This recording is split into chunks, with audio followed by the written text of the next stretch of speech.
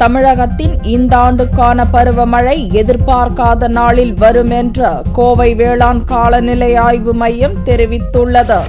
கடந்த ஆண்டு பருவமழை பொய்த்து போனதால் விவசாயிகள், பொதுமக்கள் பெரிதும் பாதிக்கப்பட்டனர். இந்த ஆண்டு பருவமழையை அனைத்து தரப்பினரும் மிகுந்த நம்பிக்கையுடன் எதிர்பார்த்துள்ளனர். கடந்த சில நாட்களாக தமிழகத்தின் ஒரு சில மாவட்டங்களில் மழை பெய்து வருகிறது.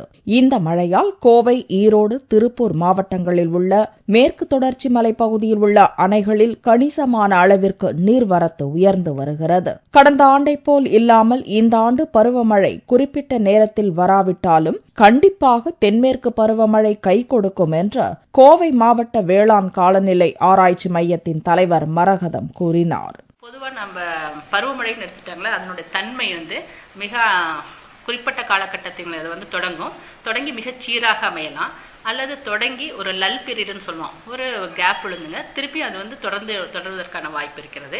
அல்லது சில சமயங்களில் பருவமழையானது தொடங்கி மிக சீராக சென்று கொண்டிருக்கும், முடியக்கூடிய நேரத்தில் கொஞ்சம் முன்னாடியே கூட இந்த பருவமழை முடிவதற்கான வாய்ப்பு இருக்கு. அதனால நம்ம மிகவும் நம்பிக்கையோடு இந்த பருவமழை மிக நன்றாக இருக்கும் என்ற ஒரு எதிர்பார்ப்போடு நம்ம அனைவரும் காத்திருக்கலாம்.